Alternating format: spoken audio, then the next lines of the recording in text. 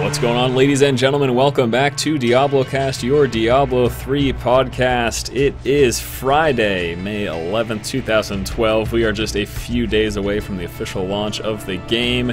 I am your host, Dennis Force Duhamel. With me this week, we have got Jaded. Welcome back. Hello. And Jesse Cox. Hello, Jesse. Hi, I'm logging into Battle.net right now. Why are you logging into Battle.net right now? That's the question. I may or may not have forgotten that apparently if you were part of the closed beta, you get like a special title and thing for your flag. Oh, people are so angry about it. I'm going to go verify that I was in fact, or I am still getting that. Yeah, That's kind of all I care about in life right now. That's really it. Way to rub it in for those. I'm sorry. Yeah, no, it was. I'm messing around. No, that was me being a total dick, actually. What else? Yeah, I can understand what people be mad about that, and since I'm not one of those people, I felt it was my job to sort of remind them. Just dig it a little deeper. No. I think honestly, if I had to be real honest about it, I'd say it's kind of silly, and I don't understand why they did that, but whatever, I'm not Blizzard. Yeah, that's right. Today we'll be talking about launch day preparations, promo site unlocks, the most recent unlock, including the 100% video, the Wrath, crazy anime stuff. I don't even know if is that called anime? Is that what that would be qualified? Maybe that's like Americanime. Americanime, okay. Mark of Valor sigils, create your battle tag, Brady game guides, collector's edition unboxing, one of the chosen, which is that special little reward us beta testers got. And then also for discussion, we'll be talking about Enrage Timers, item tier clarification, our plans for release day, and what we think the biggest challenge will be in Diablo 3. So let us begin with some talk of launch day preparations. Blizzard went ahead and posted up on their official site some preparations for launch day. Things that you guys should be doing for launch day, including tip number 1, purchase the game. Thanks, Blizzard. Thanks for the heads up. Hold up. Slow down, Poindexter. What do they want me to do? So launch day preparations firstly involve purchasing the game. That could be the collector's edition, it could be the digital version, or just the regular boxed version. And then create your own battle tag. That is also quite important. You do need to have a battle tag in order to get started there. It's a new thing that's being implemented into Battle.net 2.0. It goes on to talk about regional launch times, a digital pre-sale download, early install, global play launch time, launch night, login as well. Just talking about what to expect during the login. They say that there's the possibility of seeing things like error 37 and just to try again. I hope it's not as bad as what we saw during the open beta weekend. I hope that they hammered all that stuff out, but they are saying that there may be some minor hiccups and that you should just be prepared for that. That is all. This was helpful. Not really. It's just these lists. I mean, this is like the most basic of information. I think it's hilarious that they thought that anyone really needed to know this. I mean, honestly. Purchase the game. Hey. I think that's a tip that everyone should follow. Right. All right, so that's it. There's not really much to talk about for that. But this is the next big thing, and I guess I should just tell people up front right now in this cast that there's probably going to be a lot of spoilers here, just because a lot of spoilery things happened. And it is going to be that way. We're going to have to talk about these things. This might be the first time I've heard of this. What? Do I even want to be here? Don't spoil it for me. No. I think you're aware of all these things. We'll have you step away if there's something that you trust me. I'll find something else to do. All right. So firstly, the remainder of the unlocks. The first of which, right over here, is going to be the class wallpapers. We got a bunch of class wallpapers. It's pretty neat. You know, I guess the cool thing about this is newish artwork. This isn't kind of just the old rehashed art that we've seen in the past. And they've got a full range of resolutions, but Yeah, still no 16 by 9. How do they not support this? It kills me that they do. They don't do it. They don't care about 16 by 9 resolution. It's simply not an option. I always get these weird looking wallpapers that don't fit on my friggin' monitor. It kills me. But yes, there's a whole bunch of new wallpapers. That was the 90% unlock, and then we have the 100% unlock, and this is going to be major spoils if you haven't seen it. It was crazy, the Wrath thing. What'd you guys think about this, first of all? You're talking about the video that at the very end? Yeah, the Wrath video, the 100% All unlock right. Wrath video. I mean, it's pretty awesome, I have to say. So I really liked it. There were a few things that made me just go like, was that it? So the first thing is, it was only 6 minutes. And in that 6 minutes, there wasn't a ton that happened. I mean, like, introduced the angels, they fought some random demons, and then, you know, there was that scene at the end with Diablo. And I left it kind of like, that was awesome, but I want more. And as far as I know, they're not making any more. I don't know if you guys heard anything about that. No, that's it. I mean, that's all they're making. I think that I had the exact same feeling. It was awesome, but I was like, that's it. But at the same time, I know what they were trying to do there. It was, unfortunately, we are not everyone else, and for a majority of the people following stuff, they didn't dig into all the information or read books. Like, if you read the Book of Cain, pretty much that entire thing was pointless, because all it did was introduce you to the new angels that will play a role in the game, and then set up Imperius as sort of a douchebag, and that was it. Like, nothing else happened. Oh, and the fact that it once again established that you can't necessarily get rid of Diablo so easily, that he always finds a way to come back, which both are part of my theory. So, yeah. That. Hi. Did we lose Force? I hope we did. All right, so... Oh, here I am. I was just talking to myself. I was going to take over. Fine. Jesse takes the reins. What I wanted to say on that, though, is it's funny because I found that I was thinking about that the other day. The fact that Diablo, he just keeps he keep killing him and he keeps coming back, and it seems we get to these games and we think like, all right, we finally found the win condition. Like now Diablo is finally dead, but no, he just keeps coming back. I don't know if I like that as like a storytelling mechanism. I don't know if I'm thrilled with that idea, because it seems like no matter what, they're just going to come out with another game and be like, oh, well, actually, this is what happened, and Diablo still... It's like, come on, really? Again? I'm actually looking this up because it's going to drive me crazy. Which of the brothers, Mephisto, Baal, or Diablo, which was the one who was like the guy who always was scheming? The guy who was like the schemer dude. His like big thing was that he planned like centuries in advance. Baal. Was that who it was? I think so. I'm not positive though. Because it seems like this is something that is one of like theory-wise, because I'm still convinced of the end of this game. It seems like the way that Diablo keeps coming back, it's sort of like he has planned it many times to, like, you can't really defeat this guy because he always has like 12 other plans in motion that should one fail. He's the master chess player is what it is. Yeah, and I it's kind of one of those things where even though you can destroy his soul stone, right? I believe that he has another way of getting back into the world. And so even though this game on its surface value isn't necessarily about Diablo, it is a Diablo game, so in some way he has to come back, because everything we've seen, you know, it's about this clash between the heavens and hells and all the different demons and the angels coming back and fighting in Sanctuary, and this is like the final battle, is basically the run-up to this game, is what pretty much all the trailers and stuff have said. Yeah. So isn't that what they say every time, though? Isn't that like every game? Well, it's the most epic expansion. You're right, but I mean, but the characters in the world are saying it, not like the hype guy who's like, in a world where the world ended, right? Like, not that. but yeah, like the characters are saying like this is the final battle. The Yeah. star fallen, or the star's fallen. This is the end. And so it seems like all the demons and stuff down below, Diablo isn't involved with that. So at some point, in order to make a Diablo game, he has to show up.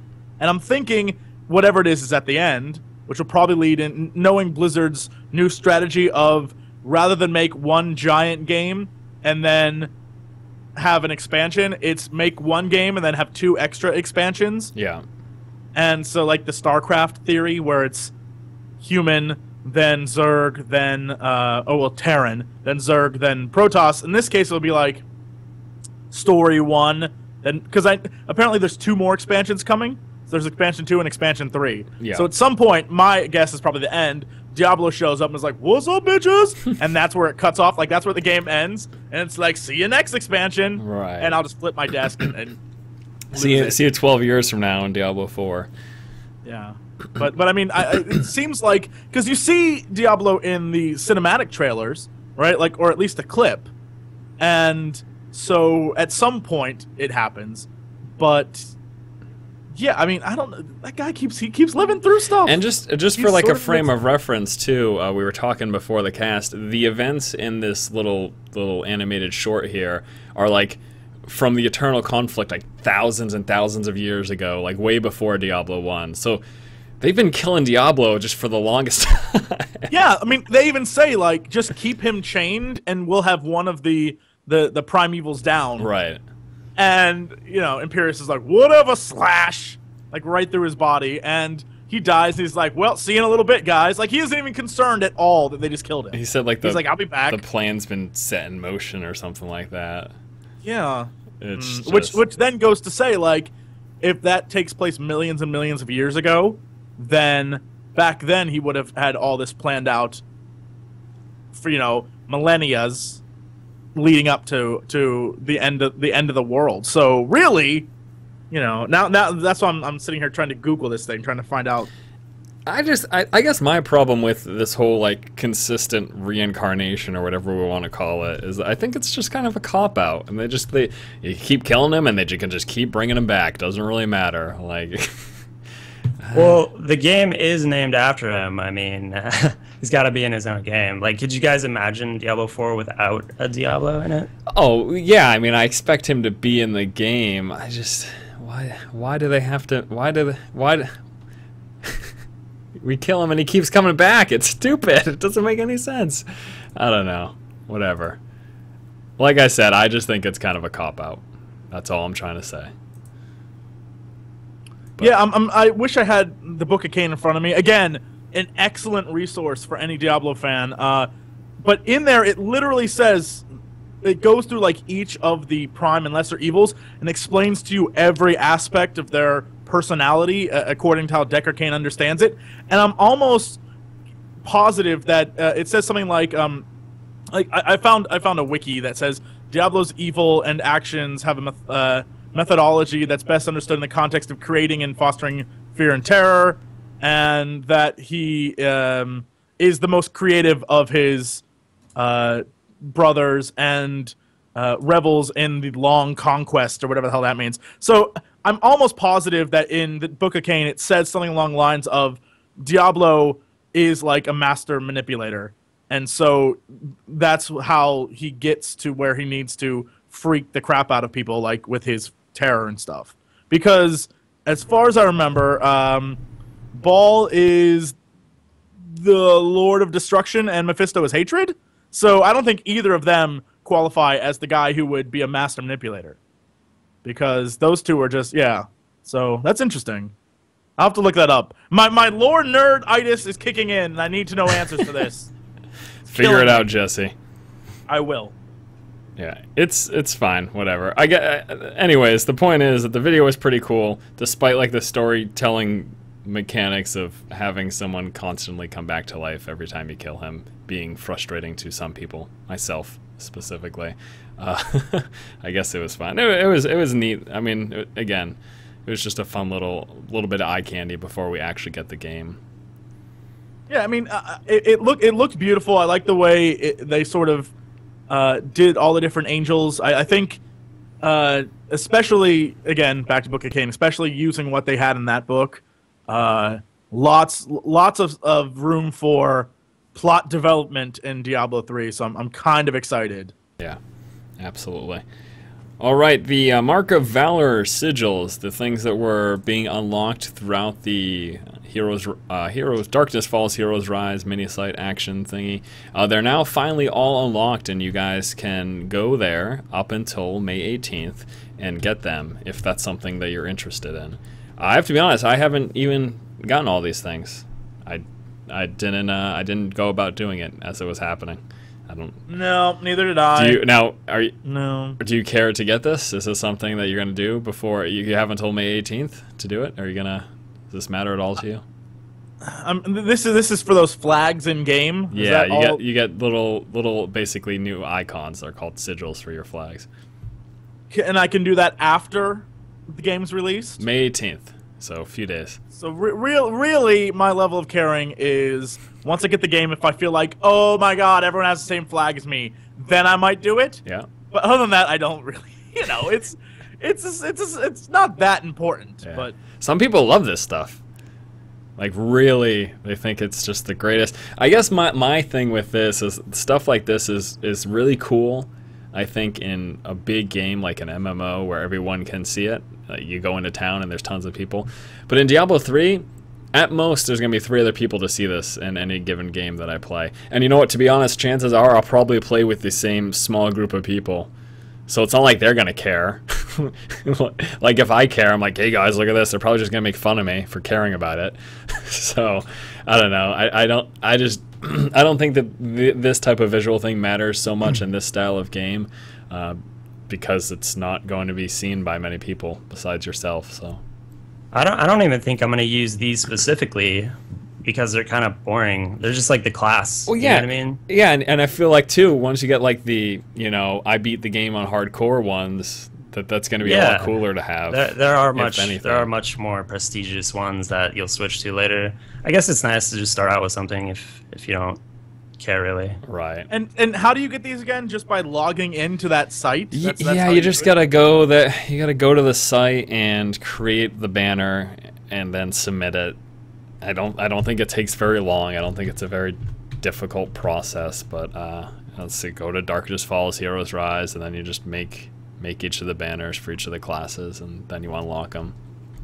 But again, I mean, it's true what Jade had said. These are like the stock ones. Like, is anyone really going to be super proud to have these? I don't know. Yeah, it's kind drumming of like, up. It's beating that hype drum. That's what it's doing. Yeah, it's kind of like in WoW with mounts or titles, things like that. It seems like an awesome thing to have, but then when everyone else has it, you're like, I need something better. Right. And eventually, that's just what's going to be, and it's going to be hardcore things like that, Inferno titles, anything like that. Right. Yeah. Well, it's again just one of those hype things that they're doing, getting super excited for the game. It still hasn't hit me that this game is coming out in a couple days. It's going to take up so much of my free time. It's terrible. And before we start playing, what we have to do is make our battle tags, and Blizzard has reminded us that we should do that sometime soon, before the release, preferably. Post over on Diablo3.com says, create your battle tag today with the worldwide release of Diablo 3 on May 15th, just 1 week away. Be ready to face down the legions of burning hells as soon as the game launches by creating your battle tag nickname today. So the battle tag nickname is how people are going to see you in game. This is the name that is going to be displayed. And there was actually a bit of controversy about this because people, this was overriding unique character names, even when you're in like multiplayer games. So what this meant is that whatever character you created, if you were playing on your barbarian who you called Super Barb, or if you're playing on the wizard who you called Nancy Pants or whatever, it doesn't matter what individual name you gave to your characters, because when you played in a multiplayer game, they just saw your battle tag. And they said that they're open to feedback about this because there was actually a bit of people were complaining about it. You literally have one name across all characters as far as anyone else is concerned, unless you're like playing by yourself and you're just the one seeing your character. I guess we can ask you guys, Jada, what do you think about that? Do you think that they should go to a unique character name, or do you think it's fine to have just one name for all your characters via the battle tag system? I don't know. Well, like, why not have both? Like how Diablo 2 was. You know, you could see the character name and then you could see the account name. Yeah. So do we know if, like, I actually don't know this. Are battle tags unique? So, like, if I have Jaded, can anyone else have Jaded? Not. Battle tags, are those unique? They can, but you'd be like Jaded 2468, and they'd be Jaded 1724. Right. So, like, how do you whisper people then? Within the game, I have no clue. I'm assuming it'll be something like right-clicking on their portrait in game or something, or and then like you'd have to be a friend room with them to whisper them. Yeah, like this you have seems to be kind of buddies awkward, with them to doesn't contact. it? I mean, like say the guy leaves the game. Well, I guess you could pull up recently played with. I guess that's on there. Yeah. But I don't know. It just seems kind of strange stuff. The weird thing for me is the fact that you create the character name, and then if you play with anybody, the character name's sort of like I mean, I get the reasoning why, but I mean, if they're just going to use this ID name, then why even bother with your character in multiplayer? Yeah, I guess like, why even have character names then? Why not just call I get it it in like single player. wizard, In bar. single player, I get it, right? I mean, you're a character. The game's going to interact with you as that character. But if you're playing with friends, chances are you're not too concerned about like your character name. I don't know anyone who's going to be RPing Diablo 3. I mean, it's possible, but I don't. Yeah, if this is the way they're going to go, it seems kind of a pointless. Yeah, at this point, the only thing that your character matters is when you go to the auction house and you're like cycling through your characters. Like, say you had two barbarians, you want them to have different names probably if they're both like softcore. That's like the only reason now to have a character name. I don't understand it. Much sense. Forced again. Oh, never mind.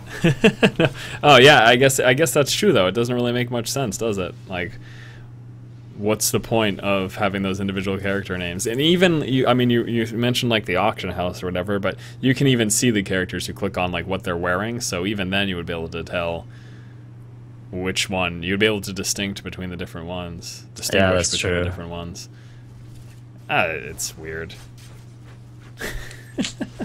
Why do they do these things sometimes? We have to wonder. It has to be one of those weird on their end types of things that makes total sense to them, but is so completely silly when you actually think about it. But whatever. And they keep doing these like different system to accomplish the same thing, because this is what Real ID was doing before. You had your Real ID thing, and that's how you could basically find people across games. And now with the battle tag system, that's kind of the same thing, except I guess this time you don't have to give away your personal information for it. I guess I'm assuming then that that's what this has to be for, because you have your characters and your character names. Look at like StarCraft 2 and Diablo 3. So I can make a character called Force, and he's going to be Force with a few digits attached to him as well. That's as his like unique identifier. And then if I wanted to speak with people across game, I couldn't give them my specific character for StarCraft or Diablo. I had to give them my, my BattleNet account, but that was my BattleNet email at the same time.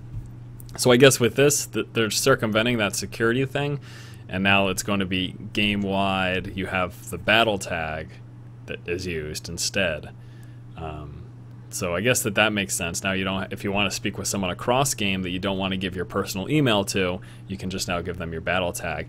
But I don't get why that's being forced to display in game though. Like is it going to be like every single game you play is going to have the same name? It may not be in live. We don't know that yet. Yeah. Right?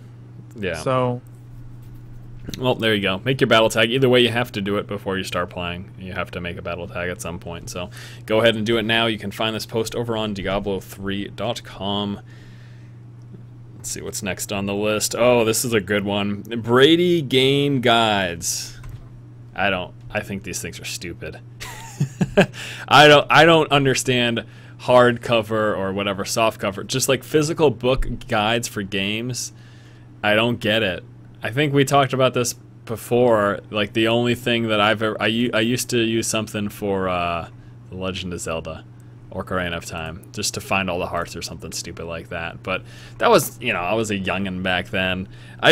These guides make no sense to me anymore because of the invention of the internet. Like, as soon as the internet came along, these things seemed kind of obsolete. Well, there were some screenshots and stuff made available. I found them out actually over on DiabloFans.com, and this is just going to show off some of the things that the guide displays. What do you guys think of these types of guides? Is there a point to them? And the other thing too is, like, after a patch, these things become completely obsolete. They're going to send you a new copy every patch with like updated numbers and stuff. It depends on the game. I can see. I rarely buy guides because I'm one of those people who, when I play, if I'm playing for me and not like trying to record something, I'll explore everywhere anyway.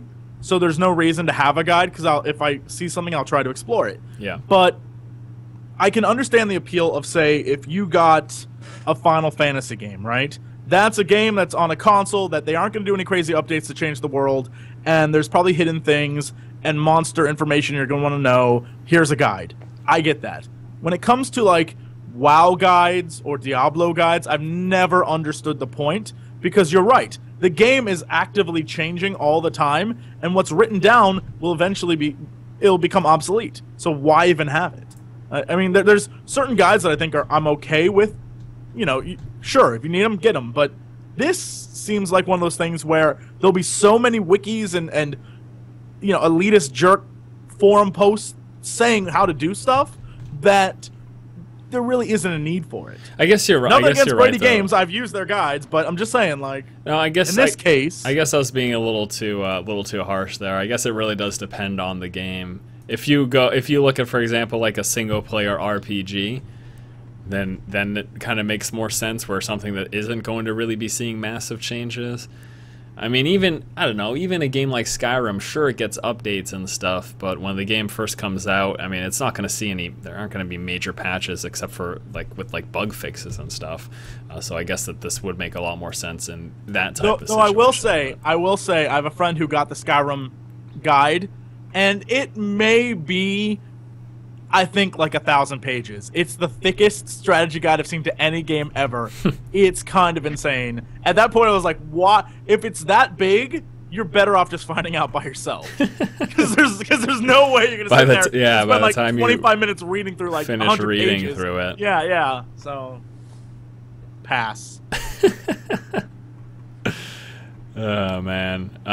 What about you, Jaded? What do you think about this type of guide? Are you kind of just in line with what we were saying?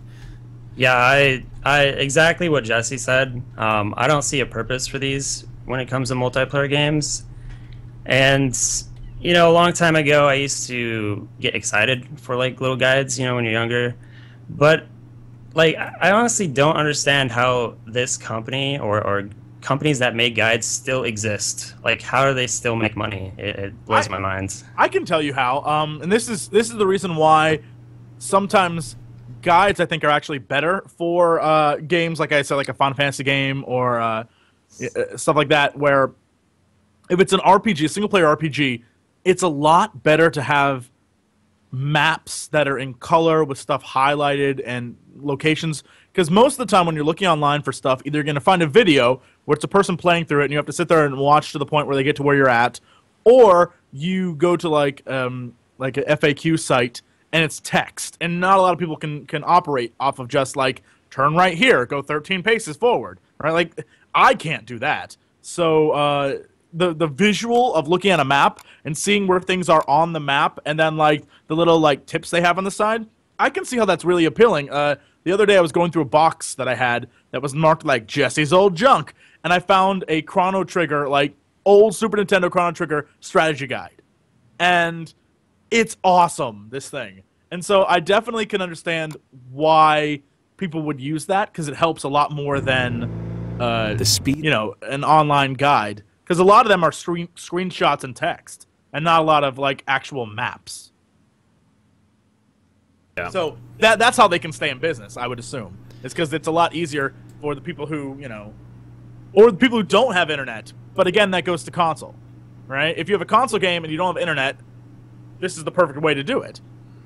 Yeah, I guess. But, I guess though. Besides that, so I think the long and the short is that it depends on the game, and I shouldn't be so harsh on guides. You're kind of a dick. Yeah. All right, and I know that there are some of us who are just some of you who are just joining the podcast right now.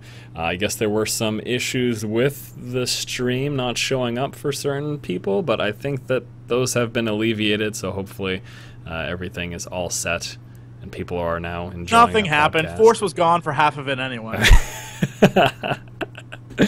All right, so yeah, we just finished up talking about the Brady game guides and how they're kind of silly. Oh, one more thing that I want to mention about that, though, is that right now it's actually going to be good for people because there's been some lifted information that I guess we didn't have access to prior. I mean, once the game was released, we expect this stuff to come up anyways, but over on DiabloFans.com, there's actually a list of item affixes, legendary items, achievements, monster affixes, set items, and boss statistics, all of which were pulled from blurry images from the Brady Guides game that were posted online. So there were a few images posted, and they weren't the highest quality, and what they did as Diablo fans is they went through those images and kind of took all the information that they could find in there and posted up on their website, and it's pretty cool. Now, we're going to take a look at this, but I need you to know that there's some spoilers here, all right? There are definitely some spoilers here, and this is specifically about the bosses. Oh, Jesse, do you even want to talk about this or no? Do we have to talk about the bosses? Okay, we'll skip the boss. We won't talk about the bosses. Can we talk about the like? If you're trying to make a point, can we talk about like the Skeleton King, for example?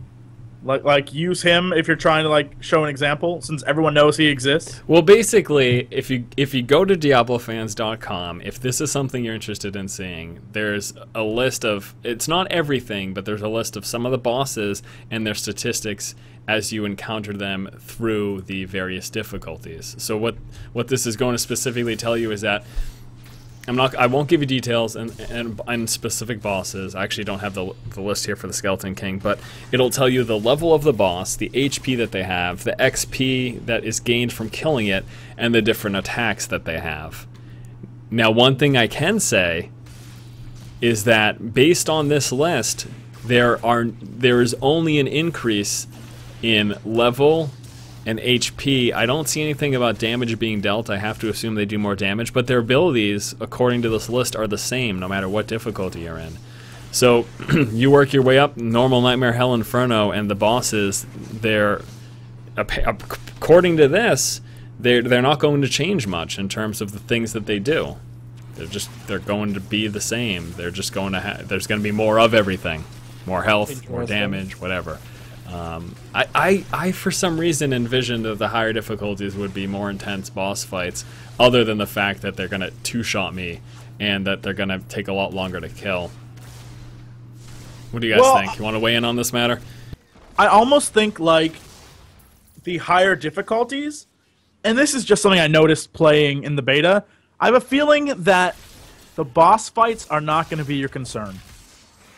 I have a feeling getting swarmed by hundreds of little tiny guys is going to be what kills you, and is a bigger problem than the boss fights. But that's just my opinion on it.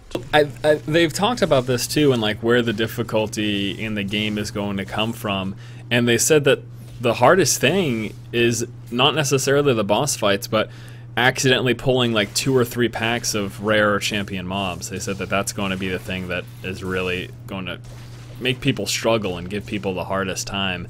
And I don't know, I wish that they had more things going on with the bosses of the later difficulty. I wish they had more abilities and something like that. It did catch me off too. Like I thought they would have more skills and stuff, throw stuff at you, but they don't exactly say. Like, do we know for sure that their mechanics are exactly the same? Because with the Skeleton King, for example, like maybe he summons more skeletons, but it doesn't really say that, does it? No, but what it is saying, based on, again, this is based on the guide. This is based on what was pulled from the guide. So it could it could not be true at all. I'm assuming that it is, though. Obviously, they run these things by Blizzard and try the game with it. But based on the guide, it just says that the abilities that they use are the same. Well, yeah, right. it could be more of a like if we go back to Skeleton King. Take for example, his fight is essentially he shows up, swings his mace at you, disappears, undead come, reappears, attacks you. Right, does the same like pattern over and over again. It could be that he disappears faster, or like Jaded said, more skeletons. He summons more skeletons, and maybe the pattern switches, so it just changes it up as it goes along. I mean, that's a possibility too. So the fight isn't the same, but he uses the same abilities.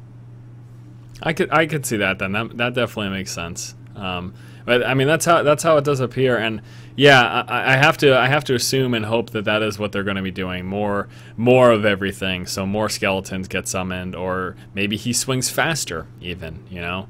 So maybe it's harder to avoid in the later difficulties, even though it's the same ability. It's just a lot more intense.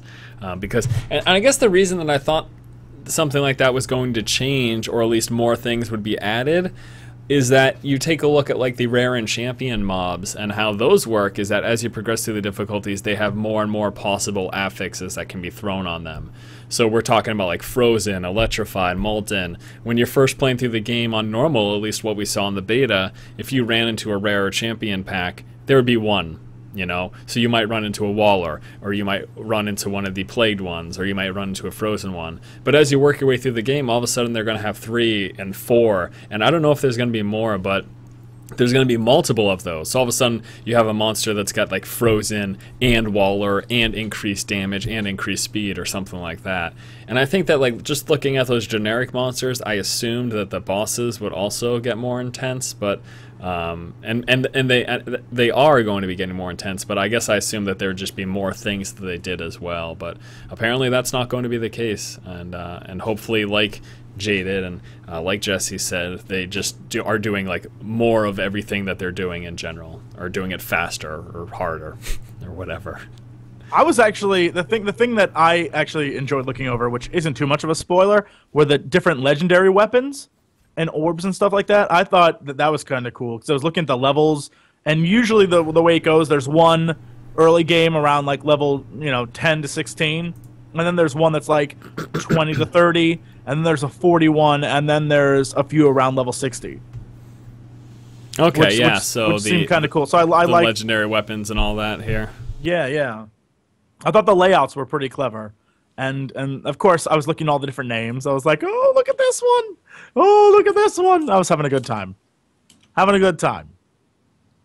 Guaranteed affixes for these here, too. So besides the randomized stats, they've got the guaranteed, like, holy damage, strength, dexterity, all that. I liked the legendary pants, the hammer jammers. I was kind of down with that. I thought that was good. Yeah, they have a lot of clever names. Like they haven't shown Easter too eggs. much. Yeah, they have a lot of Easter eggs throughout their items. There's a locket. There's a neck piece called the Murlocket. I thought that was kind of funny, because the Murloc's from WoW. String of ears. That's creepy. I don't want that. That's someone's belt. What exactly are you going to put on a string of ears? Well, isn't that kind of like a? What does that hold? Isn't that like an homage to Diablo 2? Yeah. It was indie too. It's just funny. And then they've also got a list of Stone of Jordan craftable legendary bracers. The Stone of Jordan changed though. Yeah. It's not the same. Let me see if we can find it here. Stone of Jordan increases random class max resources, find magic item, and gold. So definitely not as good as it used to be. Mm-hmm. Oh well. What can you do? So yeah, once again, if you guys are interested in taking a look at this stuff was lifted from the Brady Games guide and was sifted through and posted over on DiabloFans.com. It's one of the first posts. You're not going to miss it there. Again, that is DiabloFans.com, and I think it is, the very first post there. It's going to be item affixes, legendary items, achievements, monster affixes, set items, and boss statistics. Next, Collector's Edition unboxing, plus leaked screens. Now, Jesse, can you see the unboxing? Are you willing to look at the collector's edition being unboxed? I saw a few unboxing videos today. I thought it was cute. Okay. I'm not like against watching someone unbox a video. All right, they're not unboxing a video. You know what I meant. Shut up. So there was a video posted up of the unboxing of the collector's edition. It shows everything that is included in the Diablo 3 collector's edition. Starting off with the Skull of Diablo and the Soul. That's such a weird thing to include. Like the Diablo skull with the USB. Yeah. Somewhere in my mind, I assumed you plugged the whole thing in, but the skull is the holster. Like that doesn't make any that makes no sense to me. I'm like, whatever, whatever. This thing would be huge if it plugged into your computer on its own. Like it would take up all the port space. But it's Diablo, doesn't it? It's you plug him in and then it glows or something, or he goes like, rah rah rah, I'm Diablo, baby. Like, but instead, I don't know. I wish the Soul Stone lit up more than just when you plugged it in. Yeah.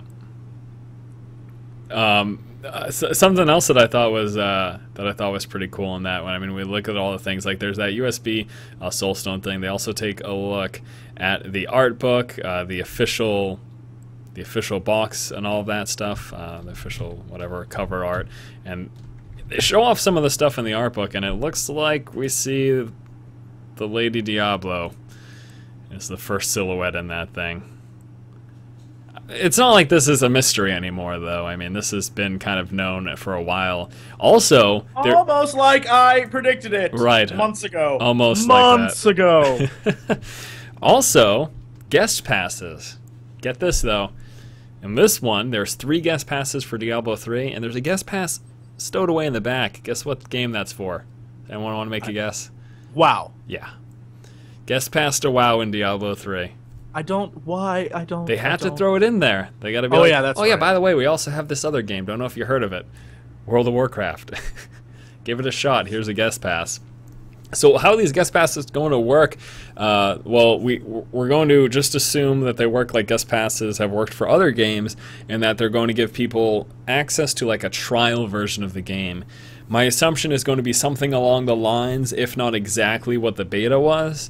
So giving someone a couple hours or just an hour's worth of content or so, and then just telling them to go nuts. And then what's going to happen is they're going to get to a certain point, and it's like, thanks for trying out the guest pass. If you want to purchase the full digital version of the game, click on this button. Welcome to Diablo 3. So I have to assume that is how it's going to work. Again, if it's not exactly the beta, then it should be something kind of along those lines. So that's pretty cool. We got to get a bunch of guest passes. Did any of you get the collector's edition? I don't even know if I asked you guys. I did not. No. I'm one of those people who, to me, everything that comes in a collector's edition, like a physical collector's edition, it seems kind of silly and worthless to me. I'm sure people are like, awesome skull head! But to me, I'm like, where would I put that? Where would that go in my house? Where would I put that? The closet and or garbage is where it would go. Right. And like the only time I'll get a collector's edition is a digital one that has things I can use in the game. That like I mean that has an appeal to me. If it helps me in the game, I'll get it. Mm-hmm. But if it's something that's like, here's an art book, like what would I ever do with this art book? Give it to someone who wants it, not me. There's no reason for a collector's edition. Here's something for me at least that's cool that I know a lot of people wish something along these lines would have happened with Diablo. Have you guys heard about the Hitman Absolution pre-order bonus? Did you hear about this? No. All right. So if you pre-order a Hitman Absolution for GameStop for consoles, or there's going to be also a PC version from Steam, the game comes out later in the year. I don't know when it is. I think it's sometime in the fall. But pre-ordering the game gets you a mini-game sniper challenge where you play as Agent 47, who's like the main character in Hitman. Right. And you're on rooftops and you have to snipe off targets in the city below. That's super cool. Like, all games need pre-order bonuses like this. I just think that was the coolest thing, and I hope that makes it. And why I'm mentioning it here, I don't really know, just because we're talking about like collector's edition, whatever, pre-orders and stuff. But it's just the coolest thing. They're giving like a mini version of the game, which is going to transfer like items and stuff into the full version of the game once it comes out. It's I like most pre-order bonuses. I think are stupid as shit, but that's probably one of the coolest things that I've ever seen. I think that's really awesome. So yeah, it is. They should have done that for Diablo. There should have been like, all right, you pre-order the game, you play the beta, and any items that you get in the beta make it to retail. Bam. That would have been cool. Never works that way though. Never does. Never, actually. never, ever. There were also some screenshot spoilers. Oh boy. No. Leaked Diablo 3 cinematic. Let me see if there's any real. We've got some pictures of Imperius. Okay, so that's nothing super spoilery. So wait, hold on. People couldn't like watch the cast for the longest time, and then the second it comes up, it's just a ton of spoilers all in a row. Well, I don't know. Well, they weren't really spoilers. We're just showing like the collector's edition. Yeah. But anyway, they're not really spoilery. But yeah. Well, if you want to see these, I guess we just won't mention them. Go to DiabloFans.com yet again. There are leaked Diablo 3 cinematic screenshots, and they're just little screenshots of the game's cinematics that were found. This is coming from the collector's edition of the kind of like behind the scenes making of stuff. So it's not like there was full, people got full access to all of the cinematics in the game, but looking at behind the scenes stuff from the collector's edition, people took some screenshots, and I'm sure there's stuff you could try to decipher and figure out from it, but I guess we won't go into that because we don't want to spoil things. No, we don't. Oh man, that's nothing I've really ever cared about, so I guess that's why I just don't really think about it. Don't you ruin for. I just for never. Me. It never like. I will hurt you. It just never bothered me that much. That's all. Like I don't really care. I guess I'm just not one of those people who needs to like experience something in its pure state for the first time. I think that's why most people get upset. They're like, oh no, now you spoiled it so that the first experience won't be good. Don't ruin this for me. I won't. You know what's crazy too about Diablo specifically is there hasn't been anything really that crazy leaked. Like it's been pretty under wraps, other than like the bosses. There were those images of the like the in-game boss. What was it? Like the quest icon or something. But other than that, there hasn't been a whole lot. Like we know nothing about boss mechanics or later stages of the game, which is pretty crazy to me. Yeah, I mean, I guess you're right. They're really, I mean, and a lot of the stuff that's been spoiled. For example, there's like constant talk of like the female Diablo or whatever. Blizzard, I mean, look at all you had to do was go to like BlizzCon or see the BlizzCon stuff, the images that have like a picture of Diablo clearly with breasts. Yeah, I mean, it's not much. It's not like us like digging up information, data mining, or anything like that. Like this is stuff Blizzard's clearly putting out there. And technically, I ruined the game for everyone with my awesome prediction powers. But I don't understand how people could get upset about that, because that is you just hypothesizing and stringing things together and then just coming up with some like convoluted idea. And I mean, so, like it's nothing. Like if you played the beta and you watched the trailer, you could come to the same conclusion. In fact, I got a lot of emails this week that a lot of people were like, dude, you're way off, and this is why you're off. This is my theory based on the exact same stuff you saw. I saw something different. Yeah. Like, it's just a theory. Don't, like, have a freak out. I'm actually kind of hoping I'm wrong and that there's a twist that I have yet to foresee and it will just blow me away. So, yeah. It's weird that... Again, I guess it just depends on the individual. Some people really, really care about that stuff. I just haven't never really been one of them. Does that make me a bad person? Kind of, yes. You can say yes if the answer is yes. It does make you a horrible human being. You know what else makes me a horrible human being? Being part of the beta and being one of the select few to have the one of the chosen feats of strength. Oh, people raged so hard about this. So hard. So here's what's happening, guys. Let's just read it from the Blue Post. In celebration of a successful beta test, all players who were invited to participate in the Diablo 3 closed beta will receive a commemorative Feat of Strength, one of the chosen. For eligible players, this feat will appear automatically in the Feat of Strength list after logging in for the first time, as well as unlock a unique sigil that can be used on character banners. People flip their shit. That's all. That's the only way for me to really say it. They're just freaking out because people who are in the closed beta test get this little. They're not giving me a legendary sword. What are you upset about? We don't even know what it looks like, do we? It's probably stupid. No, it's probably a pony. Honestly, again, this is one of those things that right now seems like a big deal, and everyone's like, "Oh my god, I want to have it," but later on, there's so many better sigils that are out there, and I'm sure there's all sorts of better things that you can make your character have to identify yourself as being much better than the guy who was lucky enough. It's all just like E-Peen waving anyways. I mean, this is no different than the BlizzCon StarCraft 2 portraits that are special, or like the World of Warcraft pets that you get for going to BlizzCon. It's stuff that doesn't really matter, and just like, look what I did, and you didn't, so I'm gonna laugh at you. And that fervor, and I'll say this till the day I die, that fervor of like, oh my god, I want to get that pet, that's what caused BlizzCon sales to jump from whatever it was, like the first one, 2005, to 2007, and then 8 and 9 or whatever it was, where it was just through the roof. You're pinning it all on the pets, huh? I am. I guarantee it has nothing to do with people caring too much. Like, they saw a goodie bag filled with just Blizzard loot, and they said, I want that. Yeah. I guarantee. This situation reminds me of like when you're a child and your sister gets an ice cream cone, and you're like sitting there wondering, like, where's my ice cream cone? Except instead of ice cream cone, it's like a sticker. You know, it's not even that big of a deal. Right. But I mean, that's what it is. It's someone else is getting it. I'm not getting it. Yeah. And I mean, I can understand, because there's definitely things that have come out in games where I've been like, I would love to have that. But after a day of being like, no one likes me, you get over it real quick. Well, and I think you'll get over this much faster. I think you're right, Jesse, too. Like, the game's gonna come out, a week's gonna pass, and people are going to have like, I beat Inferno, and they're not gonna care about, oh, you were in the beta, congratulations, scrub. You know? Like, these are the conversations that are gonna take place. But yeah, it doesn't matter. People don't. Take a deep breath. This is not important. And again, this isn't anything that even remotely relates to like character strength. It's not like someone's getting a one-up on you.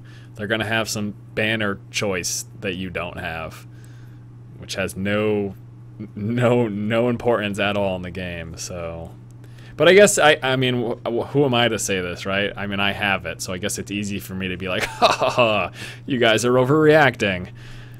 But I have it, and I'm not gonna use it. It's easy to say that. Yeah, you're absolutely right.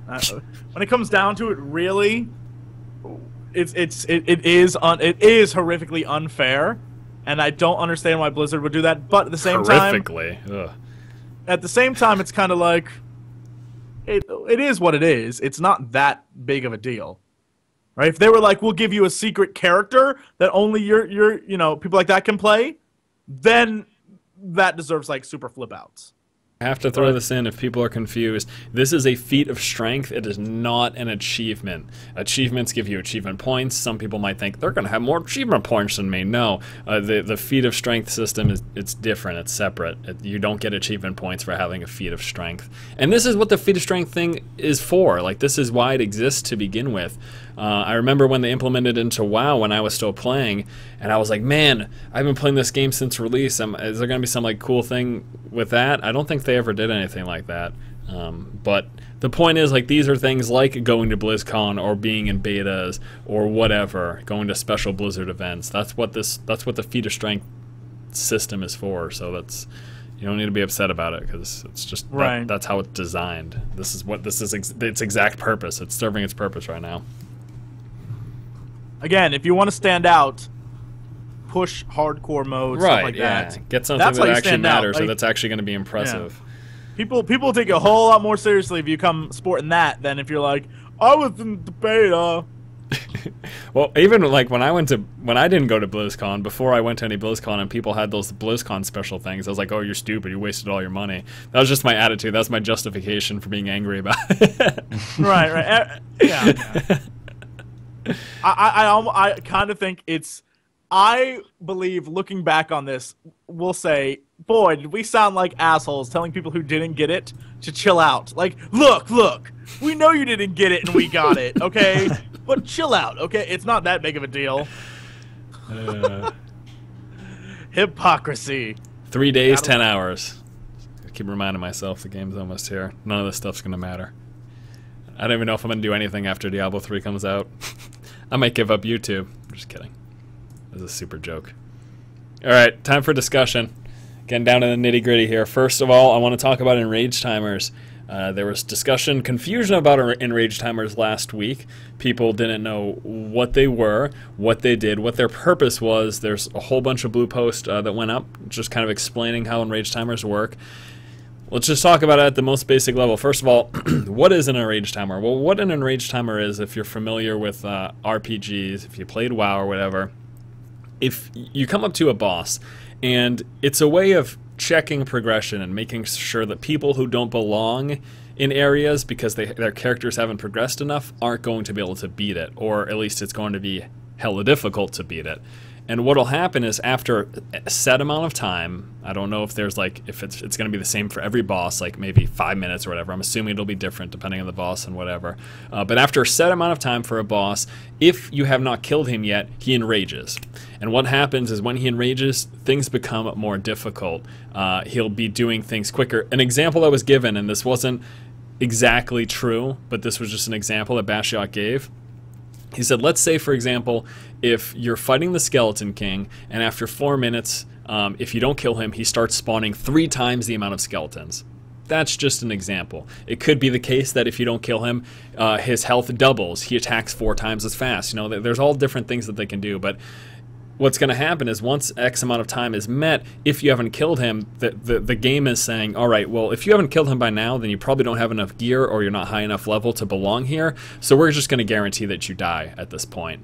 Or at least make it almost certain that you're going to die because things get so much more difficult. And he cites the example of, like, you know, while it's cool to see a level 3 character kite around the Skeleton King all day, it's not how it should be when you're level 60 and the end game matters, drops matter, and that these kills are supposed to be a result of you progressing your character to the point that they need to be, as opposed to just using like cheesy tactics. And there's more we can talk about here, but I just want to talk to you guys about this. Jaded, what do you think about Enrage Timers? There's been kind of a mixed response about this. People saying that Blizzard's putting in like artificial gear checks or whatever. What do you think about Enrage Timers in Diablo 3? I think they're a good thing. I think it adds like another layer of like urgency to kill the boss, which, you know, it adds a little tension there if you're getting close to it. Something I want to see, and I was just thinking about this, is if they took an achievement and say, like, for Inferno only, you had to kill the boss from 100% to 0, only enraged. Just think about that. I mean, I could see that. Those would be cool achievements. That'd be something that people would love to do. That sounds pretty awesome, actually. It'd probably be impossible, you know, but it'd be cool to just have something there. If we're going off of Blizzard's WoW Rage Timers, though, they're meant to kill you in one shot. Like, it's not meant that you have the ability to fight through it. They're there to say, look, we're not even going to give you the option of thinking you can beat this. You're dead. The end. Yeah. So, I think with this, maybe it's sort of Blizzard's response to those videos. There's a few videos out there on YouTube now that are, I know one that I watched a few days ago that was kind of funny was a monk with thorns and just sitting there, standing there while the Skeleton King and all the guys try to attack him. He doesn't move at all. And then it shows like a little screen in the corner of the guy playing, and he goes off and he does like ping pong, he like reads a book, right? And it's basically his monk standing there and killing Skeleton King and all the dudes attacking him, not moving at all, just having his thorns up, which is kind of hilarious. And so, like, I think that's, like, it's a 10-minute video, but it's really funny. And, I mean, that's not even, like, that's just, like, that's, like, a funny example. But that's not what Enrage Timers are meant to stop. They're meant to stop, like the examples of, like, level 1 characters killing the Skeleton King. That's, like, just a perfect example. I think it's meant to stop, like, exploiting as well. So, like, say you find this... Using it. Yeah. Yeah. Say you find this really gimmicky strategy to beat a boss with the Demon Hunter just vaulting away and staying out of danger, like, the whole time. But it takes you forever because, you know, you have to wait on your resource or whatever. So it's going to stop things like that kind of make the game boring or, you know, exploitable like that. But with that said, if it's a mechanic of the character and the character has the ability to do it, and you're good enough that you can exploit with that character's ability, like you can jump out of the way and you can dodge and you can kite. I mean, a ranged class, kiting's something they've been able to do and should be able to do for forever.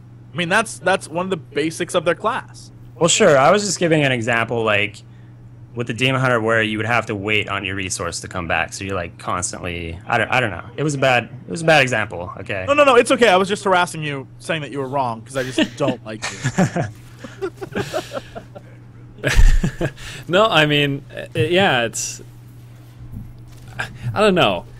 I guess you're right, Jesse. Like kiting, that's important, but I think that the purpose here is that they want you to be able to kite within, reasonable means, like stuff your character's supposed to be kiting, not.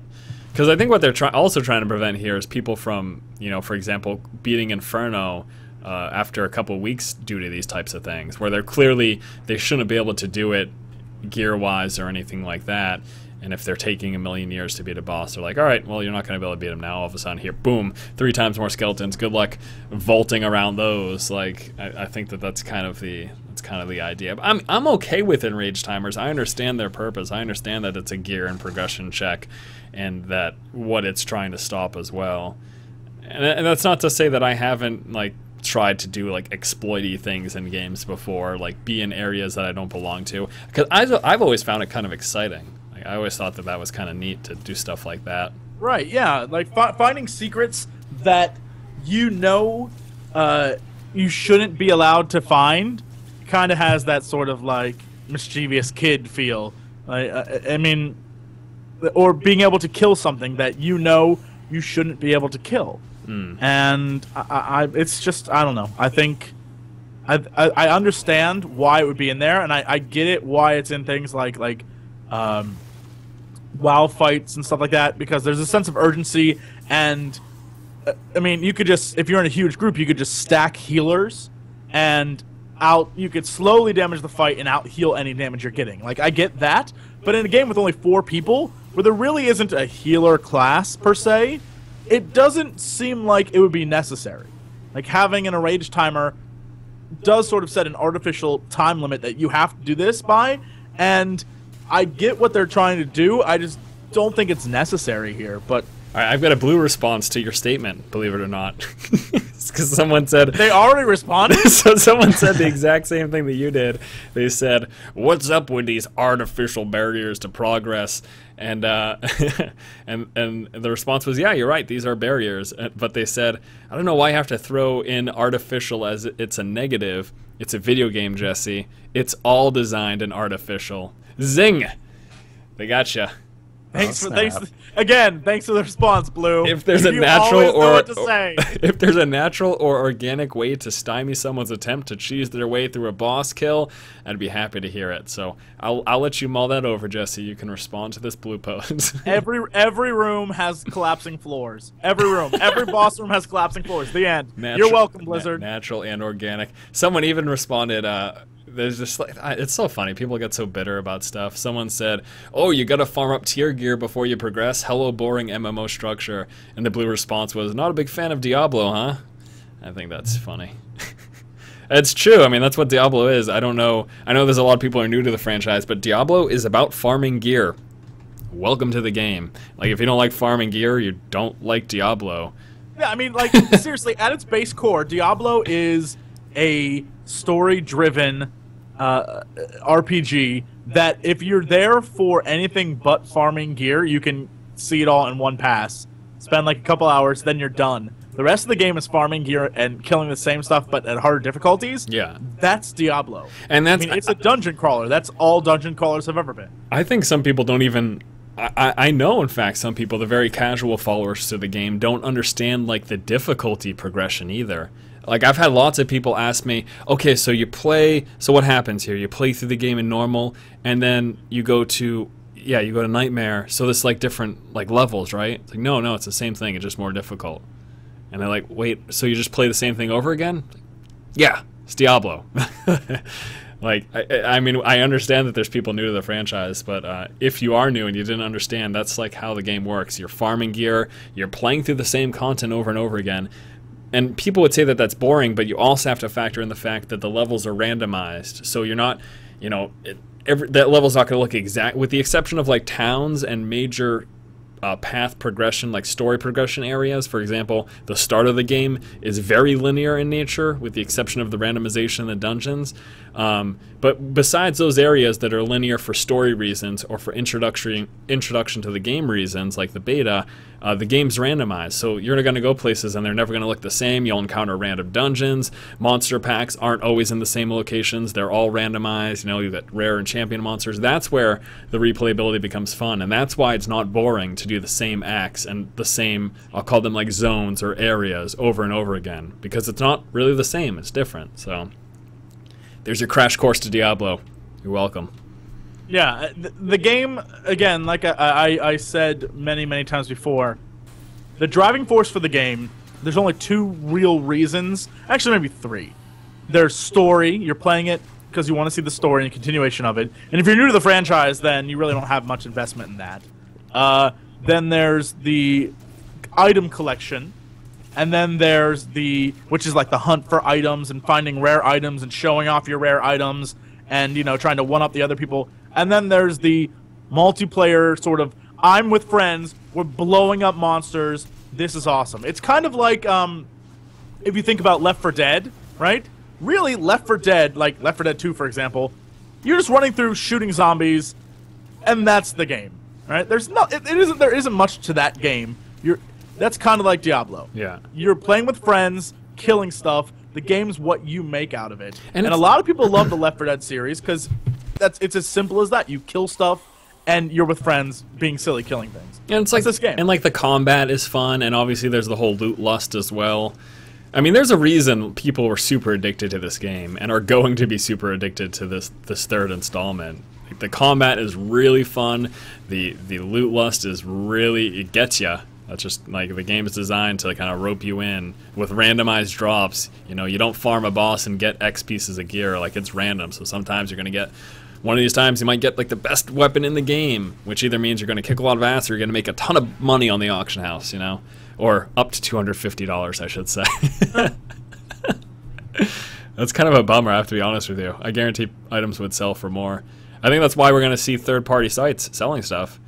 I guarantee you top-tier items can sell for $500+ like the super rare stuff.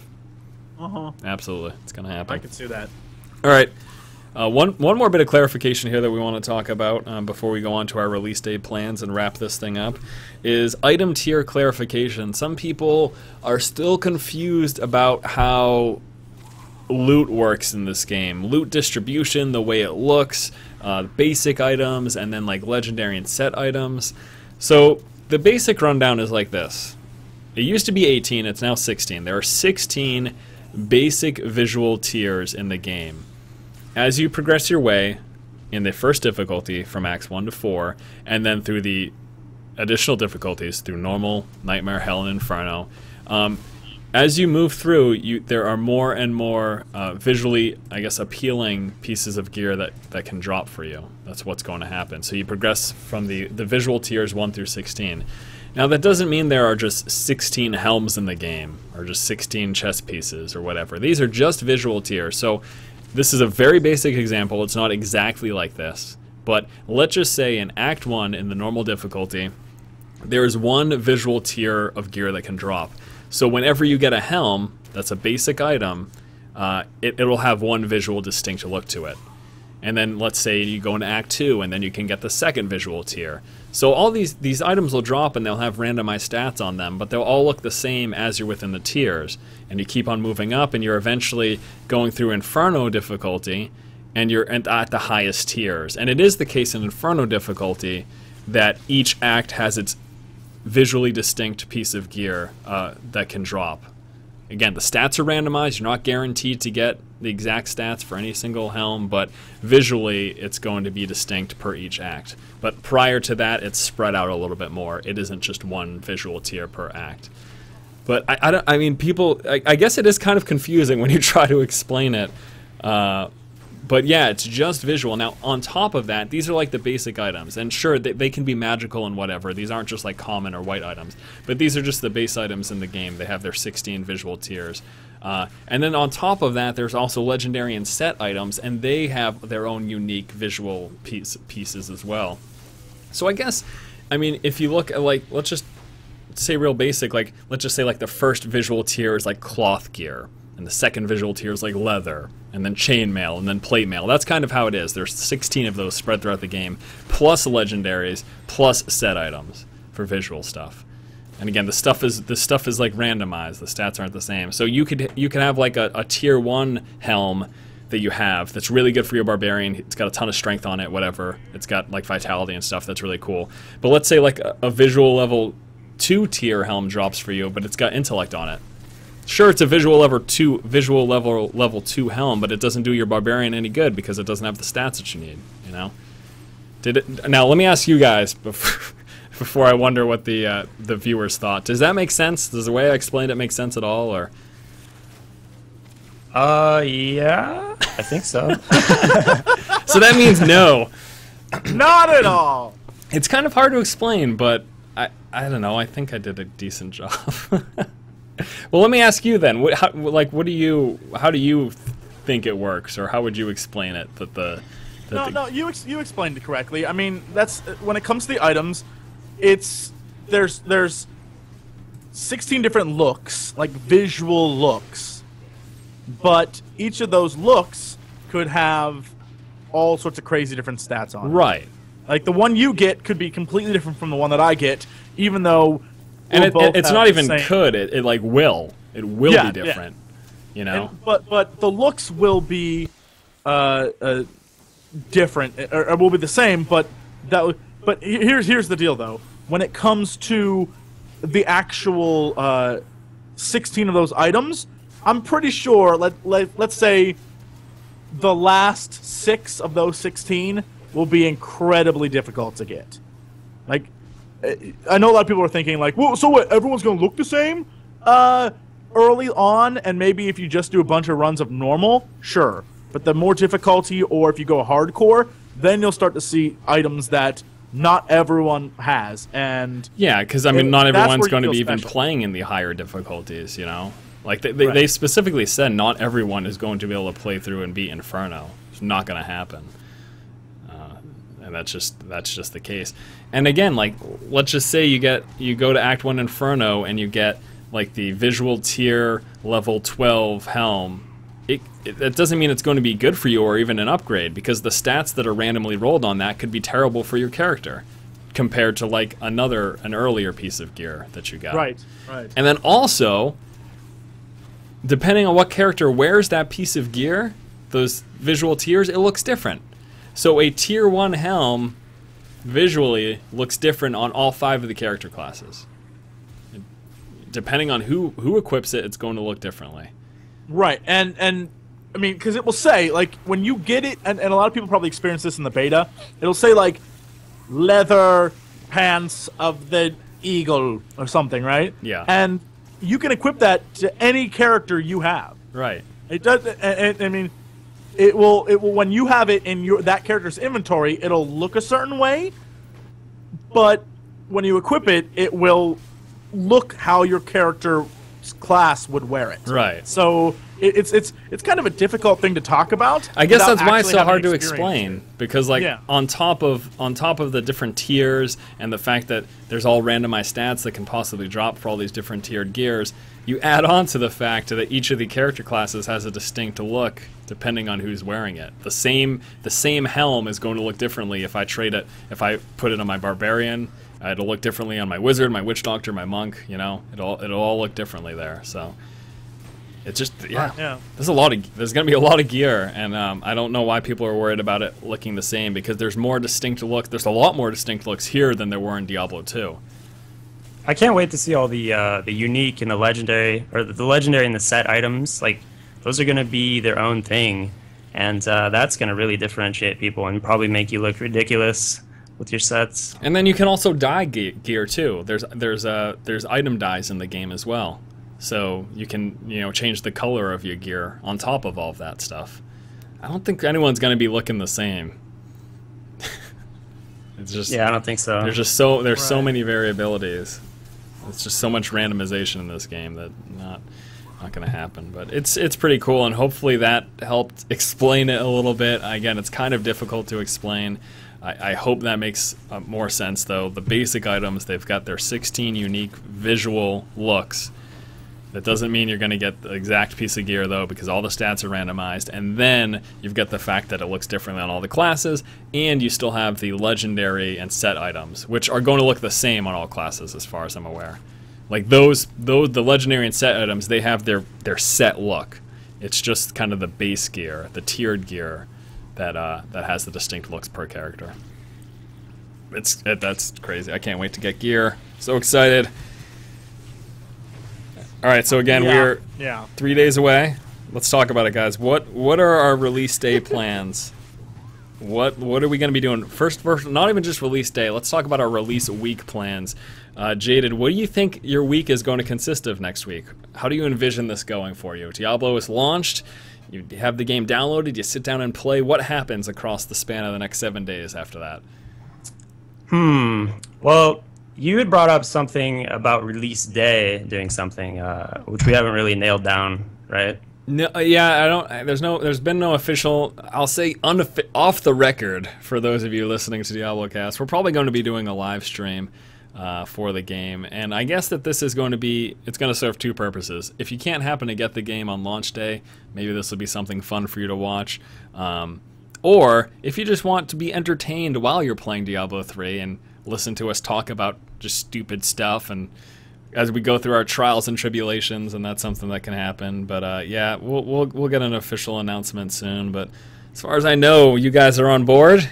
We're gonna do this live stream. Great. Yes. Sounds great. So yeah. That's the plan. Other than that, like, I'm just gonna plow through.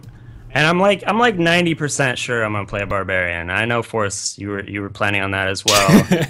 I don't see that being a problem. Okay. So yeah, I'm gonna plow through probably as Barb and get as far as I can until I see the need to like switch off to try another character or something. So eventually I'm gonna want to learn every single class. But for the time being, I'm just gonna start out. And now, do you have like any other obligations next week, or is it Diablo 3 all week long for Mr. Jaded? No, I've been like exercising and eating well because I know May 15th comes.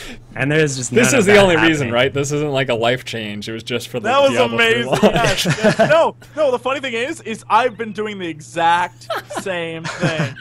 Like it's so creepy. Yeah, like I went to the farmer's market yesterday. Nice. And like Getting got your organic health food. I know, right? I felt really out of place, by the way. Everyone else there was like in their yoga pants, and like I'm like, oh boy, you're slumming I'll take one of those. Yeah. So yeah, because I know come Tuesday it's gonna be like Hot Pockets and Red Bull the entire time. Like that's it. You've been enjoying your $13 organic celery until then. I wish I knew what to buy. I was like, that's a thing, right? I'll eat it. Yeah. I could just see you. You probably just ended up getting like healthy junk food. That's I'm gonna take those organic gummy bears, please. Yes. No. It was stuff like chips. I got the blue corn chips. Those are healthy, right? Blue corn's good for you. No comment. All right. So next week. Yeah. Let's go on to you, Jesse. What's your plans for next week? How are you gonna lay this out? I will disappear from the world on the 15th, just vanish, and then I have to reemerge on the 18th because that's my birthday. So then I have to go and pretend like I want to be out in public. Yeah. When really the entire time we're thinking about is like, can I get back to Diablo? So. And I have to assume too by then a full clear would have probably been done, so you will at least know the game by then, and probably be working through like. Nightmare, maybe starting Hell or something along those lines. Yeah, I have a feeling the way it's going to be is it's going to be plow through a full clear with you guys, and then try to like push it and go to the next difficulty, and just keep pushing myself to the point where I have enough gear that I can keep doing Inferno over and over and over and over again. Like, that's the goal, is to be able to get on there. Yeah. So, like, when I play online with friends, there is no question about what mode we want to play. Sure. Like, that's what we're going to do all the time. Like, Inferno's it. Like, that's the only thing we're going to play. Yeah. Hardcore might be a never for me, but who knows? I'll play it just to I have think you'll probably do shits it and at some giggles. point, Yeah. just for the experience. It's a pretty fun thing to, even if it's just like shitting around with friends, you know, just be like, hey guys, we're gonna play hardcore today. We're just gonna go, you know, balls to the wall until someone dies or whatever, you know. It'll be crazy. All right, so what I'm thinking for next week is, so we're gonna have the live stream, and I think we're hoping to do that.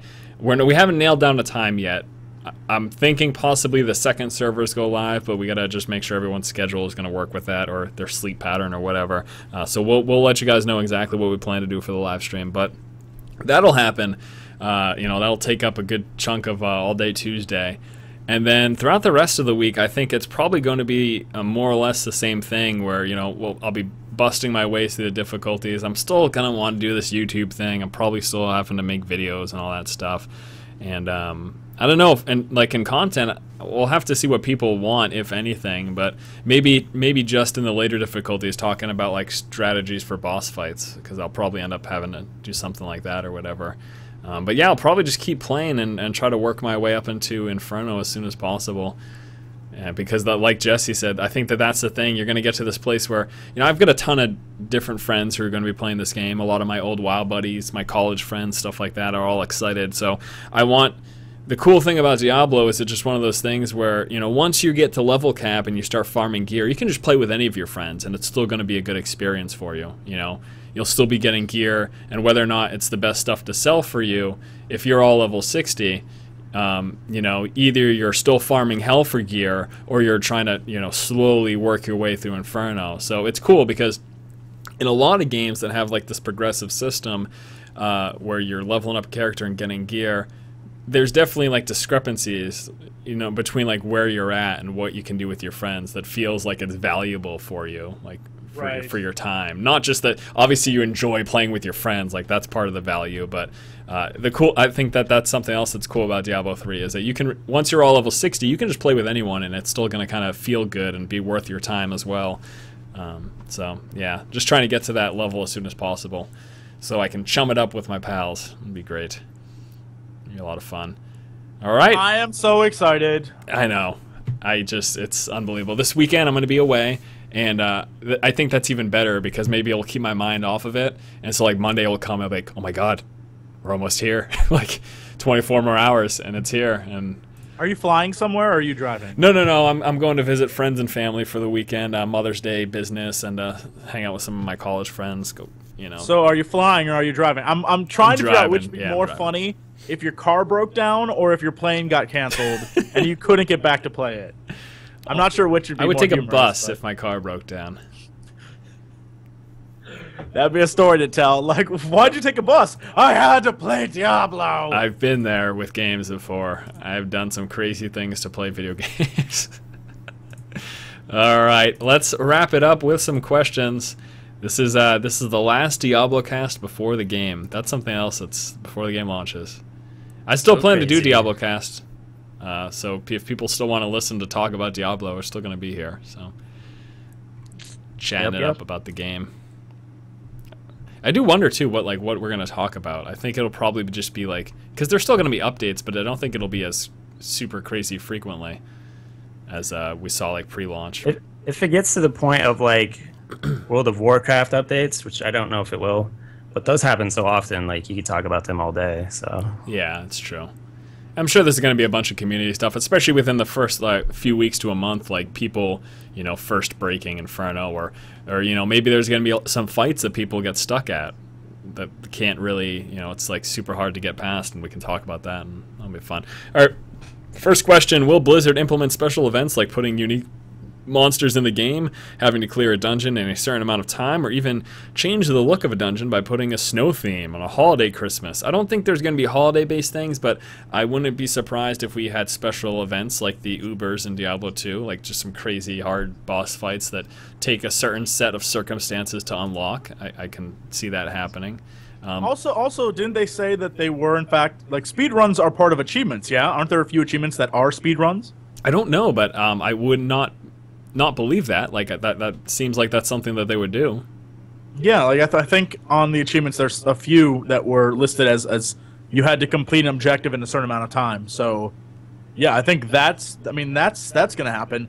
I don't know if they do holiday theme things, but I can see Blizzard's more creative. Like in the last few years since WoW's release, Blizzard has gone from being like hardcore serious to their games are kind of fun and silly. I can see them having like killer snowmen come along at some point. Just saying, I can see that now. I don't know if it fits the universe. Like WoW, it makes sense to me. It makes sense in WoW to me, but I don't know if they're gonna do that in Diablo. Maybe it'd be fun. Like that's one of those things too. People like to take stuff like super seriously. I think that'd be fun if that happened. I think they could pull it off.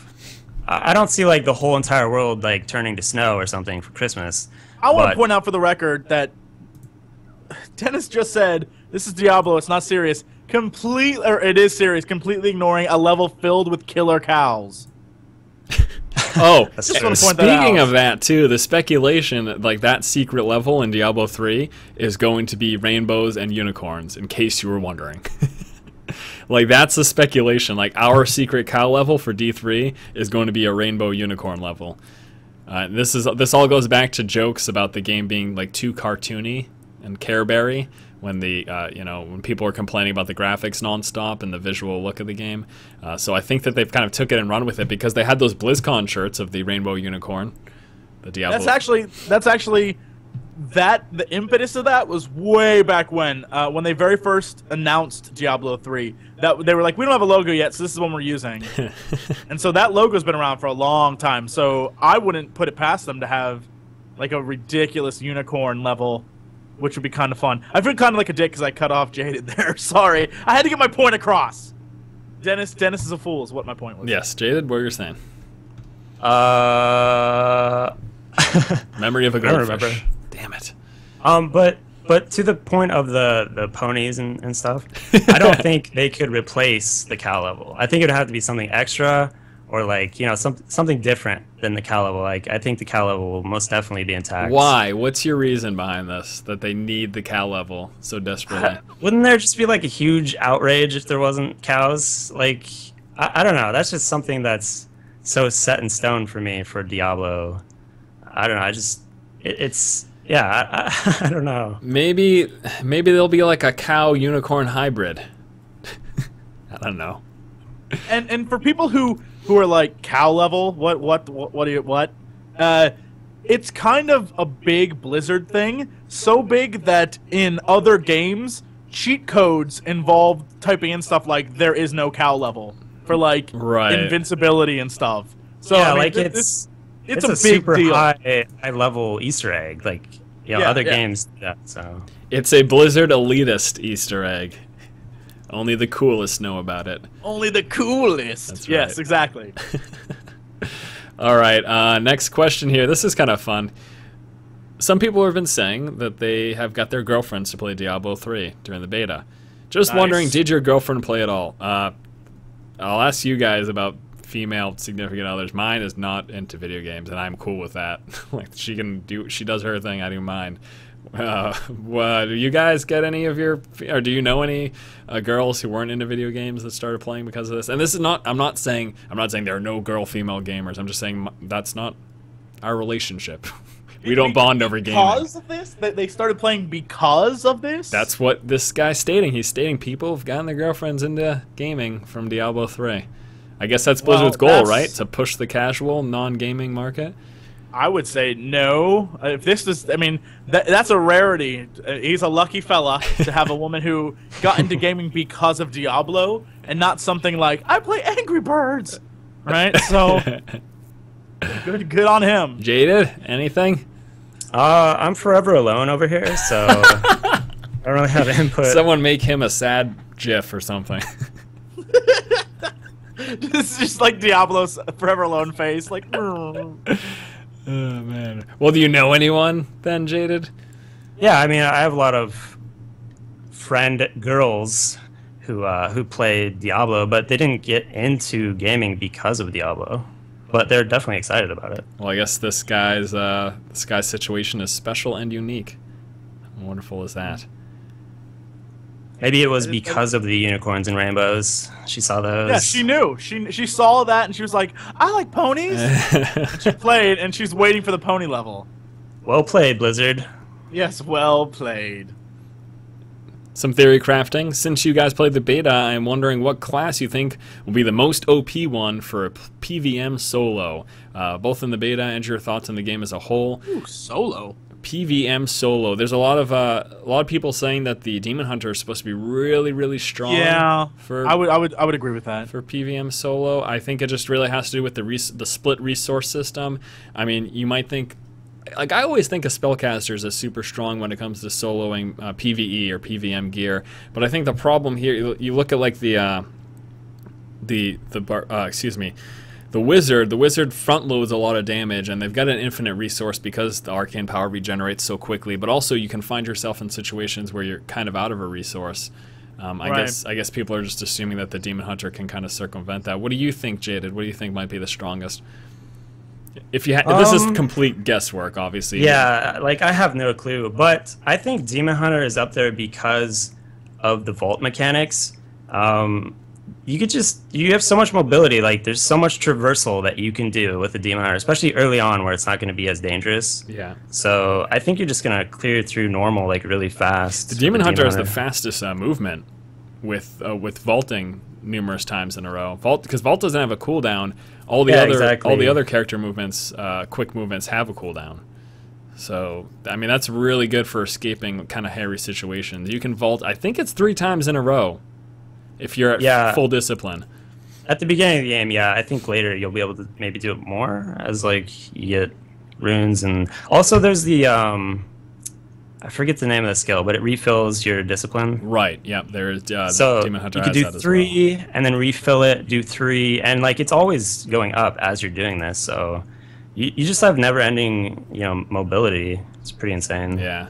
I mean, I guess you look at something like the monk. The monk has some really cool things. The monk has a ruined ability that lets him come back to life if he gets killed, which is awesome. He also has an innate passive, which makes him faster in general, just general walking. He's got a movement increase. So, I don't know. I think they all have their strengths and weaknesses, and I think that what they're trying to do with this game, I guess they say this for every game, but is that they're trying to make it so, hey, just play the one that you want. They're all going to be good. I know for a fact, though, the game's going to come out, and there's eventually people are going to be hammering things out in Inferno, and there will eventually be one strongest build or whatever in character. That just happens. Yeah. There's one like better than that, overall better, more well-rounded. That'll happen, but we can't know that until the game's out. There's really no way to see how that all is going to hash out. But yeah, Yep. That does it.